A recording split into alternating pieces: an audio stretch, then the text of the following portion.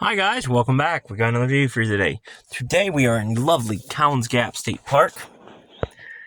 We're going to be doing the history. This is just not a state park where we're going to go seeing hiking. No. No. There's a crap ton of history. So, like we like to do, I'm going to show you some pictures and stuff. And I'm going to also show you some stuff I found metal detecting in this area. So, we're in our first spot, right on top of the second parking lot. If you've ever been here, there's another parking lot right here. There's the main section.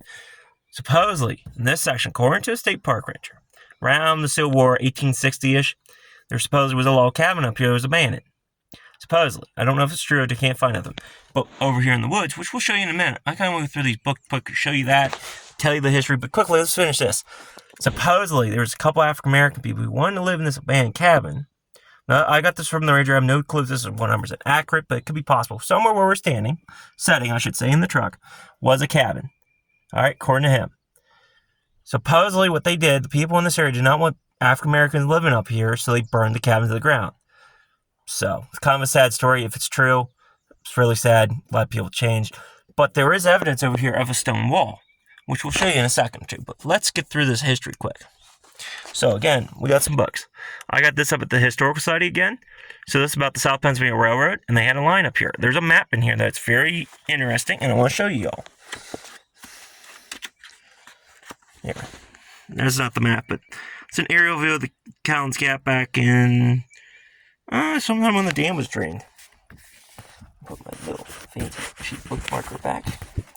Go to the next page that's marked. Here's the map. And you can see all the rail lines. See them? What we want to focus on is a little section right there. See how it says Cowans Gap? Now, this is an official map from the era. So this is Cowans Gap. Here's the road I took you guys up in on that video. If you watched it, we went on there. Here's the trail going down the Cowans Gap, which we'll show you again too. There's the lake. Now you're wondering, why is the lake up here in the 18-ish era? Well, that was an ice pond. It was an ice lake. They built that to be an ice, lake. So it was there. And you can see the lake clearly as day. Ogwick Road, which is still here, that's the trail that takes you up to the overlook. I suggest you go check that out if you're into nature. But that's the Ogwick Road. You can see it connected and ran down. This runs this direction. So that road there is kind of possibly there originally. Now, this ain't a good shot of the barn that was there. This is down Richmond Furnace. That's the station. That's actually the turnpike we went seen because it's part of the same line. So that's one of the turnpike tunnels that we seen. I don't know if it's the one we saw, but originally they were going to be train tunnels as well. Another piece of history. But that's the barn. I got another picture I think is a little bit better for picture. So we'll shut this book. We'll go to my number one book. Again, I got this from the Historical Society. So here's a better picture of what's up here at Cowans Gap. This is Cowans Gap. There's the rail line. This is the barn. There's no longer there. If you look up the address, you'll get Cowans Gap. Trust me. So there's the barn. So there's some pictures. I wish I had some pictures from the CCC camp that was also put there. There was like shacks and stuff. You can find them online, I think. I thought I had a picture, but I didn't. Now, let's get blabbling on about the history in this area quick. There's a shit ton of history in this area. So if you ever come to any state park, I want you guys, and we're going to even read off of this because I'm like writing it all. So if you ever come to a state park, at least in Pennsylvania, there's probably all over the country, there is a section in the back of the maps that say history. As you see, it's circled and marked. We're going to read this for you. But I scrabbed off a little bit of history for you. So, early in 1755, a British Major General, Edward Burdick, carved a new road from Cullen, Maryland, toward the Forks to carry additional supplies to Braddock's army. Colonel James Burdick began around from Shippensburg, planned to reach Braddock forces at Turkey Foot, a.k.a. Confluences, PA. Brad's Road climbed the Tuscarora Mountains by passing through an unnamed gap that was eventually named Cowans Gap. It was never completed. In 1758, the British again sent a campaign toward the fort. General John Forbes, along with his aide, Lieutenant Colonel George Washington, and Lieutenant Henry Berkerkin. But now George Washington and this Henry Berkman were both colonials, carved a new road called Forbes Road, named therefore road toward Bedford County. Henry used the road to back the siege at Fort Pitt during the Pontiac Wars. Now, here's the part about the Richmond Furnace, 1865 to 1885. So, mined ore from the face of the Tuscarora Mountains and in the Gap, demand for charcoal, Fortin, they clear-cut the forest in the Gap and in the valley every 20 to 25 years. So again, if you know anything about the furnaces, you know that they need charcoal to make the iron. So they clear-cut this thing. They even made charcoal up here. There's reports of charcoal pits in the Education Center. If you're ever here, check the Education Center out. It's not just about animals. I would love to take you in there and we'll possibly show you that. But first, we must continue the history trail. So, well, you wonder why the name Cowans Gap. All right, I'm just going to read right out of the damn history piece. I didn't feel like writing. So, in 1775, a loyalist, John Sam Cowan, met patriot May Muller in Boston. Although from opposite political parties, the couple eloped several years later and headed for Kentucky. The family story related that while crossing the Conecuh Creek near Fort Lyon, their wagon broke down. John turned their horses and wagon to a Tuscaroran chief for the land that now is known as Cowans Gap. John secured peace, pipe, and tomahawk rights from the tribe, making a big chestnut tree with the sash as a sign of peace in the 1785.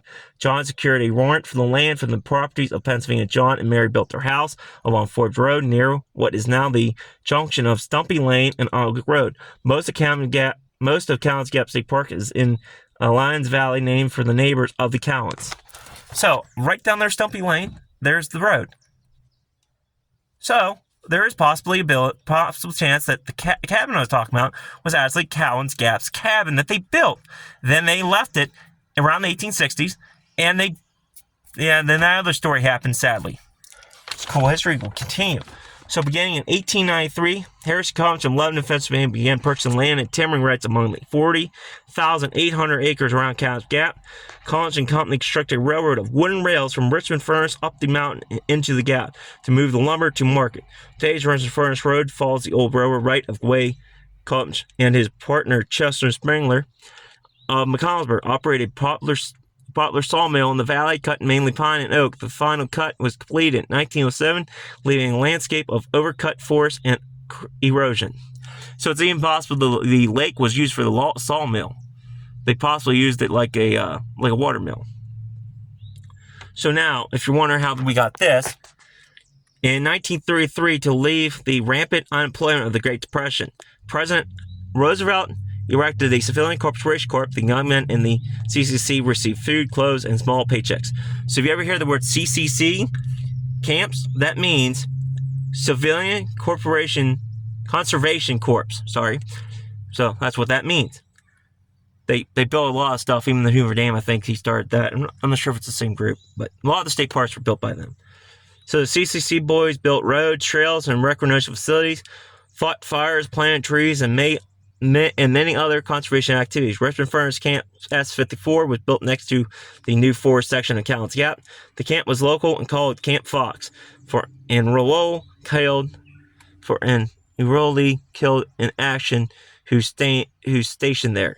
Oh, the camp was locally called Camp Fox for an enrollee killed in an accident while stationed there. The first enrollees to the camp lived in tents while they built more permanent facilities from 1933 to 1941. The CCC built 30 miles of road from bridges, 32 miles of fire trails, and 11 miles of telephone lines. In Cowans Gap State Park, the CCC built 10 cabins, 4 picnic pavilions, and spent 3 years building the dam. The Cowans Gap rustic cabins are on the National Register of Historical Places. See, that's what I don't understand. They said they built the dam. But you have a map from the 1800s when the rail line was here from the South Pennsylvania Railroad, stating on there was a lake here. So what I think they mean by that, I'm just loosely translating history here. Don't take it for word to word. They found the dam.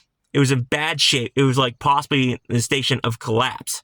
So what they did, they rebuilt the dam, rebuilt the lake to make sure the dam did not collapse. Because you got to think, this is from 1800s to 1933. This thing's been abandoned for years. It's probably in really bad shape.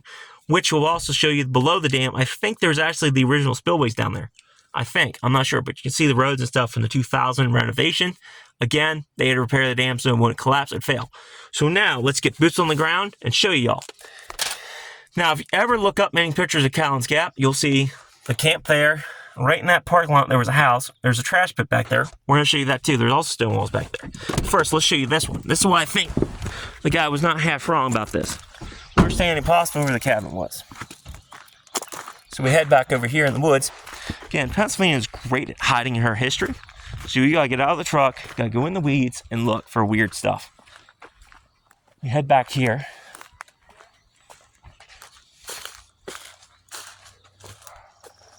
Right here. See it? Look at this. Maybe this was done by the CCC camp guys. But it looks like a wall. Continues up that way. Could have been done by the CCC camp guys. Who knows? Now we're going to drive over to the part where the house was. Show you that. Show you the stone walls I found. And I did find a lot of shit there metal detecting. That was possibly all fields back in the day. So we'll go over there, show you that quick. Continue on. Alrighty, we just repositioned. We're up there. I quickly got this book out for you, quick to show you. So we're standing where there was a house originally. There was a 1930-ish photograph showing this position and a house. Camp was there, the mountain there. These mountains do not lie, so I want to show you that quick before we continue on. I got this picture here. So there's the picture of the barn. There's the changing station. Look in the background. You see that mountain? It's a great thing about Pennsylvania. The mountains don't change every year. They might just, it's kind of great. Look at that fuzzy picture of the outline of the mountain. That's why I say you look it up and you look at the mountain, everything's the same. So this would have been right there. Pretty neat, huh? I'm going to throw this back in the truck before I lose it. I love this resource. Great authors. I love them. So now we're going to show you the stone wall I found. Not getting back in the truck yet. And now I'm going to take you up to the road that takes you up to Richmond Furnace, the hiking trail. So we're going to show you that, and then I might do a little section, like another video, showing Cowans Gap Dam. So we come over here in the woods.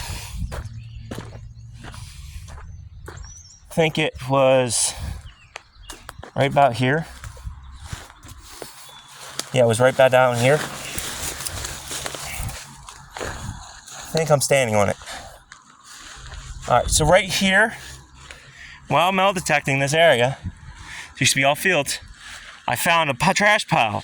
And a lot of the stuff dated, that was at the, if you watch the Historical Society, stuff in the glass case came from this pit. Now, broken piece, suppose it was from the Cotton Valley Railroad, which is very cool. But this is right here where the trash pit is, right about where my truck is, where the house would have been. So they've thrown it down over the wall. They do this a lot. So now we walk up this way. I'll show you the remnants of the stone wall that's over here, buried in the woods. They bulldozed some of this, but you can see the stones. See them? We're on the wall. Continues all the way down this line. You can see all the stones. They're stacked neatly. This is all the stone wall. Possibly separating the property. Now this was all, open field back in the day. But this was a stone wall. There's stones everywhere right here. All in a perfect line. There's even a section up here that runs this direction, which means they had to divide it off. So that's the stone wall. You can see it clear. Right there is where the barn would have been. So now I'm going to get back in the truck. Go show you that. A part of the trail. And then keep an eye out for the second video. Saved me a lot of headache trying to upload this stuff. So much history here. Y'all would not have known it.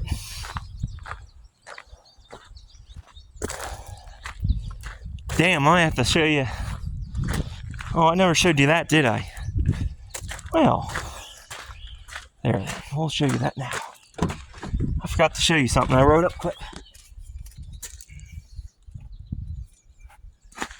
Take you to my office. Let's try.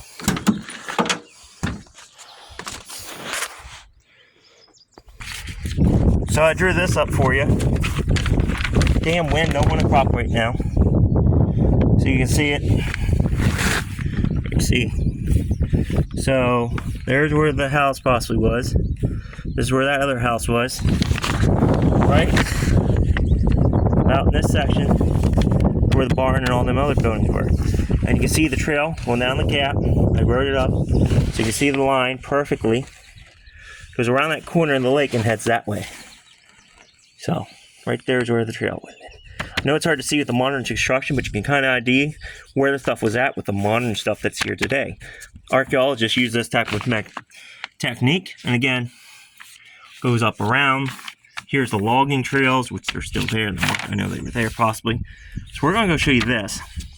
You can see it coming down the mountain.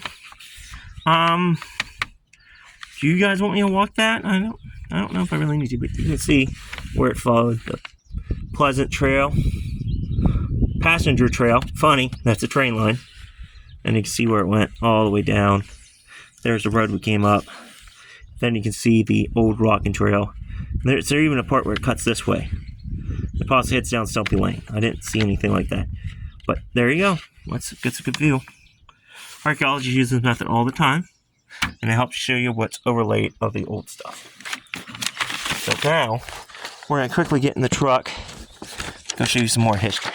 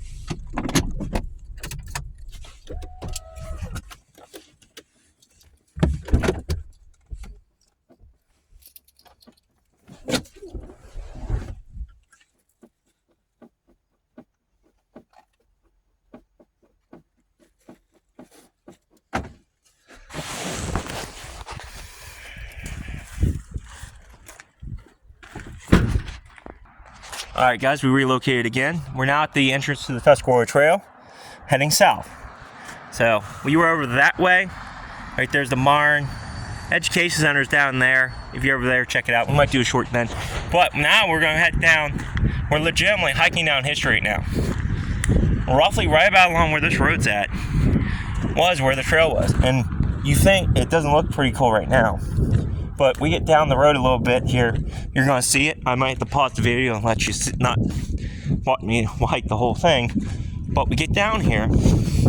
You're going to see the original trail down to Richmond Furnace. It is still back there. It is amazing history.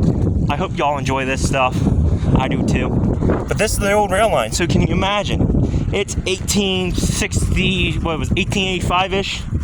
You're walking down this thing trying to go home after a long day's hard work, or just trying to go over the mountains to McCollumsburg, and you can hear a train struggling up the side. Note thing is, this was actually a narrow gauge rail. Wasn't a full gauge, narrow gauge. I think originally this would have been steel, then the logging railroad would have been wood. So, in that his heritage room, there was a segment where a local said they can remember hearing old number 7 come up the hill, struggling up the hill. That part was a little funny to me. We ever get in there, I'll show you those pictures. But right along here, where a train would have been. Ain't that cool? Actually, we're getting there pretty quick, actually. Might not have to pause you. There is so much history here. Right where that car is riding is on the train bed. That was my latest video I just posted of me driving up the track bed. I don't know if y'all were interested in that or not, but hey, that's part of history, so I had to show it. Yeah, we're getting to a part where you can see it where it goes up originally, not following the trail. And that's not even the cool part. So, originally, you want to go that way. You see how it's flat? You see how it's all flat there? It goes up and then climbs. So this was all cut out by hand. This is the original trail right down there. That's the original trail. We get to the segment where it takes you up the mountain. You're going to see this section even better. Better preserved.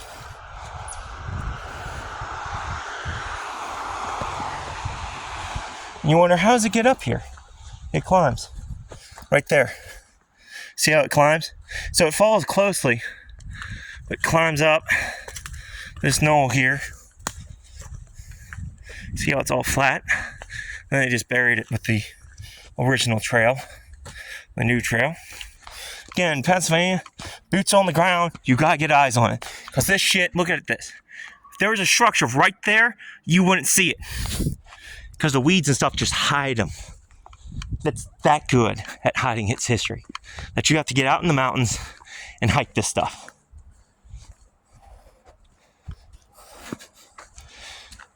I thought it was a lot further than what it was. Guess not. We're almost there.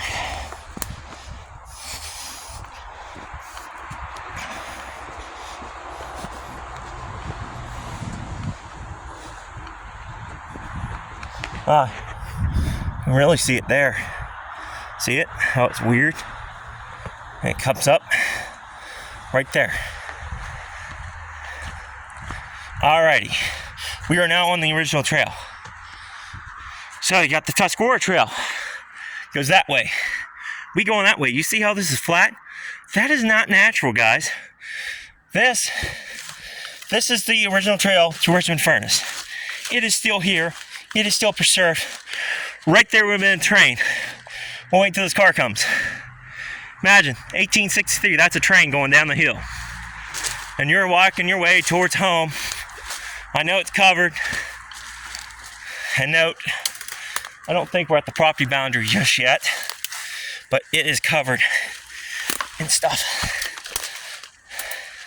It continues down. This thing is still here.